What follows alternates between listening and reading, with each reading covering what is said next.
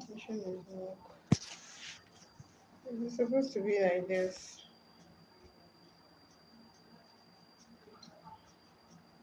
Hi guys, welcome to my live. Good day, everyone.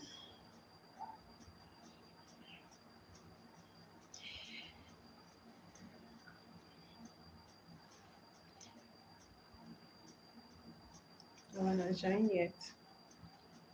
Okay.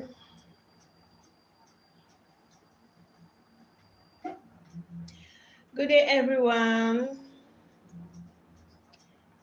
and welcome to my live section today. It's still your favorite Nurse Nancy. Welcome to Nurse Nancy's Forum, Health, Teaching, and Lifestyles. You're all welcome. I hope we're having a great day. I hope we're doing well in our activities today.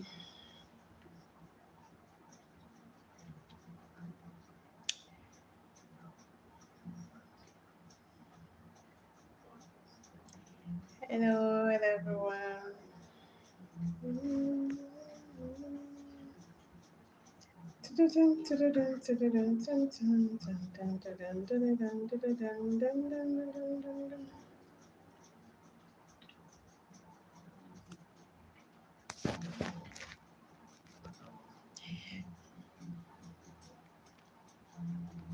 Okay, while we wait for people to join us, let's dive in.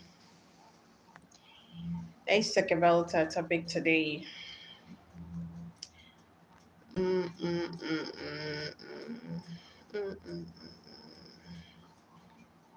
Hello, everyone. Please tell me where you're watching in the comment section. Let me get a hi on the comment section. Tell me where you're watching, please. Hey, still your favorite Nurse Nancy. Welcome to Nurse Nancy's Forum, Health, Teaching, and Lifestyles. In this channel, we share a lot of useful health informations, health advice, healthy lifestyles. Anything about health, we discuss it here on this channel. You can afford to miss it. Join my life every day. Let's dive in and talk about health. Health is wealth. It's someone that is healthy, they can live to make money. So we'll talk about health on this channel. Hello, if you are joining me, can I get a hi? Hi on the comment section.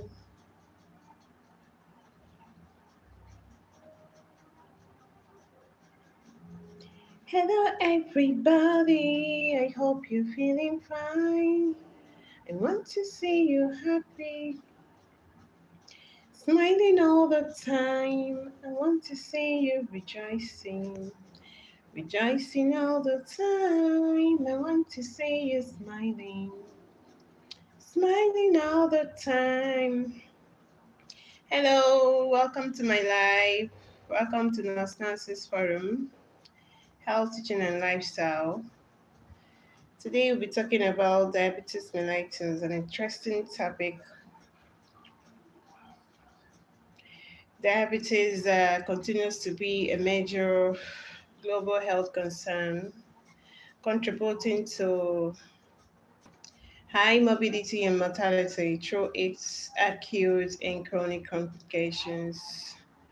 So, today's discussion will explore pathophysiology, clinical manifestations, diagnostic criteria, and evidence based management for diabetes mellitus. So, Join me and let's dive in and talk about diabetes. Okay, when you talk about diabetes, what is it all about? Diabetes is a chronic metabolic disorder that is marked by elevated blood glucose. The plasma glucose level is high due to insulin deficiency or insulin resistance. But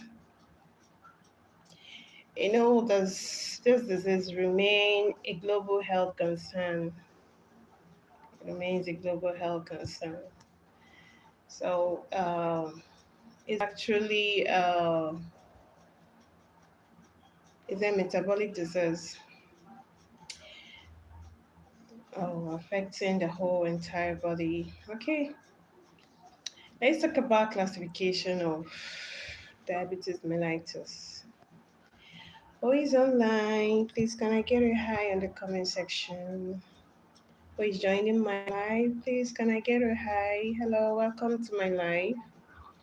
Welcome to Nurses Forum, Health, Teaching, and Lifestyle. Today we'll be talking about diabetes mellitus. And mm, there are two types of diabetes mellitus. We have type 1 and type 2 diabetes mellitus. Type 1, we call it insulin dependent diabetes mellitus. And is juvenile onset, occurs in children and younger adults. So is actually as a result of autoimmune disorder, an autoimmune disorder, that of type 1 diabetes. And the effect is very, very fatal. Is actually an emergency.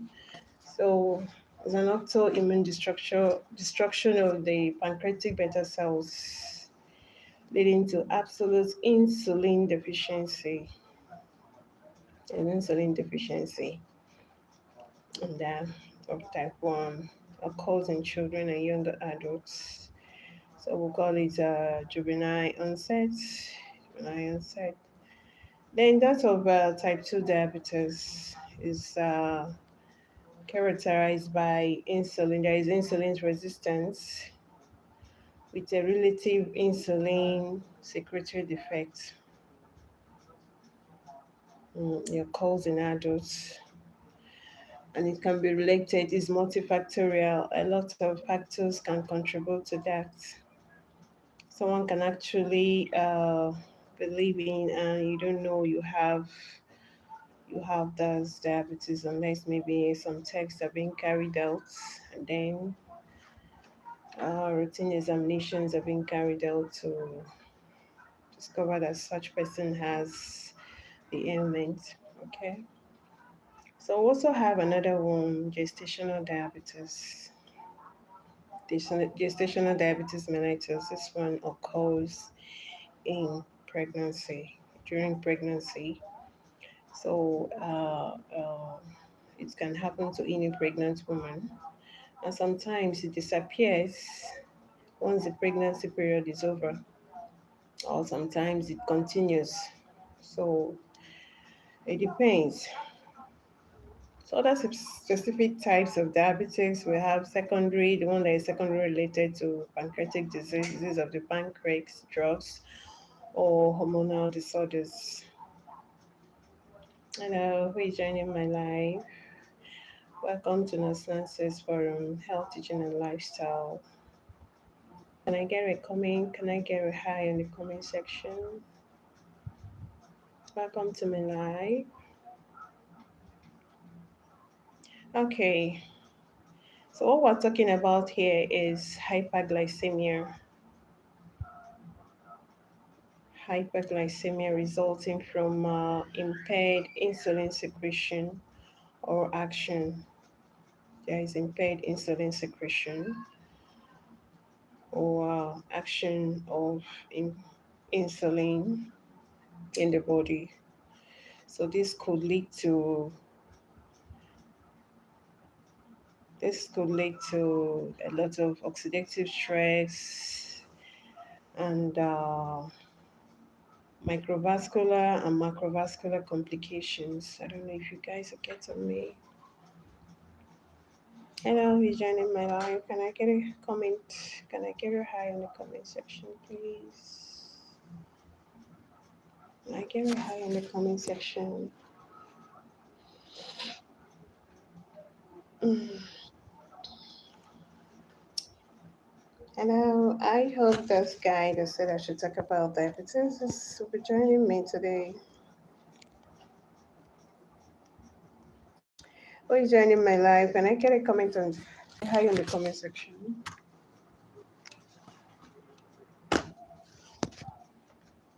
Welcome to my live. We're talking about diabetes. A lot of things contribute to that. Okay, so many things. We have two types of diabetes. Type one, the one that occurs in children, juvenile onset, is early onset. Children and younger adults could be also immune related. It could also be related to pituitary tumors of the pituitary gland. Can lead to that. It could be genetically related, as it runs in family. So here there is insulin deficiency or absence of insulin. The cells cannot take insulin. The beta cells of the pancreas cannot take up insulin. So because of that, carbohydrates and fats absorption is impaired. Okay, so it can be managed with insulin therapy. Can be managed with insulin therapy. Mm, can be managed with insulin therapy. So that is why I would say it is insulin dependent, insulin dependent diabetes mellitus. So that's of the type 2 diabetes can is non-insulin dependent. It occurs in older adults. It could be age related. It could be disease related. Maybe the person is having history of obesity, um, is obese, is also hypertensive. It's also related to that. Or increasing age, like I said before, genetic factors runs in family as well. And then sedentary lifestyle can also increase one's risk of developing type 2 diabetes. Mm? And this type 2 diabetes sometimes often goes unnoticed. The person might be living, might not know he has diabetes unless it is complication comes in.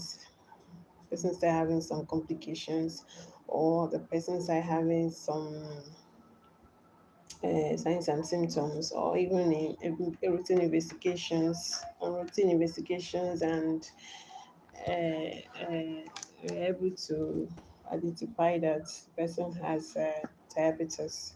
So sometimes it goes unnoticed. That's why it is good for someone to keep monitoring your blood glucose level, your plasma glucose level all the time, so that early detection can save life when complications are not certain. So it's very good that you do your glucose monitoring all the time, so that as long as you're aging, so is good you check it all the time. Even your BP as well is very important. It's very important. So that's just by the way. Like I talk about secondary diabetes is related to pancreatic diseases, drugs, or hormonal disorders. Remember, diabetes mellitus is an endocrine disorders. Most of these endocrine disorders is as a result of tumors affecting the pituitary gland, or or autoimmune diseases, which could lead to hypersecretion of growth hormones. Hypersecretion, there is overproduction of growth hormones, and then underproduction, there is hyposecretion of growth hormones. So when the growth hormones or the hormones of the growth hormones are hypersecreted or undersecreted, it affects the entire system. You understand? Like that's of the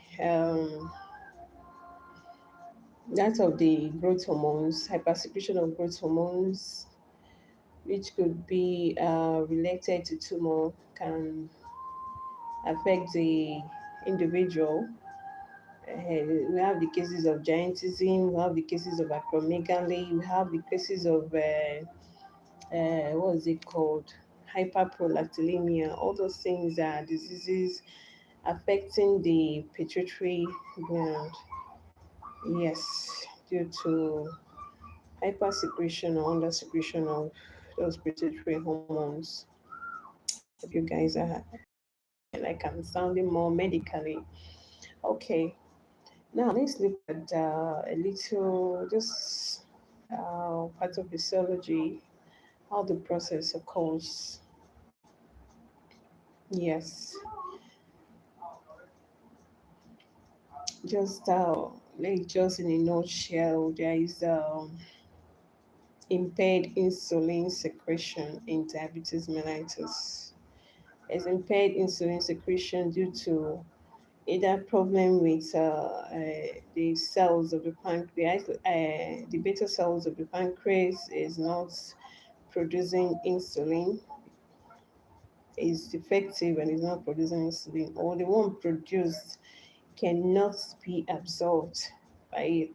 These are the two things that can happen, thereby leading to those actions like impaired carbohydrate metabolism, fat metabolism. So those things cannot be metabolized due to glucose cannot be absorbed or cannot be absorbed in the body. So this could lead to oxidative stress, could lead to microvascular and macrovascular complications. So this insulin resistance we are talking about primarily occurs in the liver, muscles, and adipose tissue. I don't know if you guys are getting me. So let's look at the clinical manifestations of someone that is having this diabetes mellitus, that is polyuria. When you talk about polyuria, the person is urinating frequently. Say the person urinating more than supposed to. Okay. So there is also increased test, is polydipsia, is polyphagia, unexplained weight loss. These are the clinical manifestations of someone who has this diabetes mellitus. The person is always fatigued, is always feeling tired, having blood vision. And then if the person has a wound, there is slow wound healing, because a slow wound healing in the process. In advanced cases, we have neuropathy, nephropathy, retinopathy, and cardiovascular complications. That's what I want to talk about. Hello.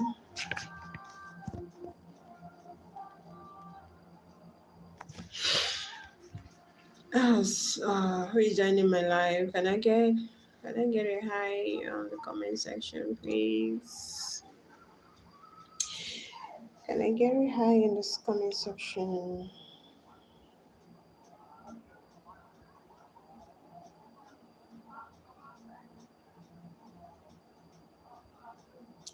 So this one has diabetes. After taking a high carbohydrate meal, the plasma level remains high because insulin that is produced is not enough to absorb it. in the system. Yes, or there is no insulin produced due to defective the cells of the pancreas is producing it is defective, so it remains high. That's why when you check the person's blood glucose level remains high. Okay, so management of this normally give insulin or hyperglycemic drugs. Okay, so now let's look at okay,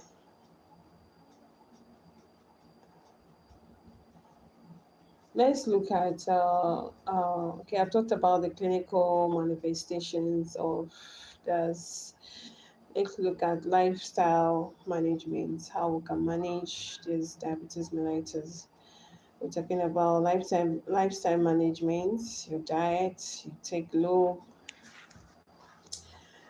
glycemic index foods, fiber rich foods is very necessary. You take those meals, you exercise regularly and control your weight, because obesity is one of the risk factors to this.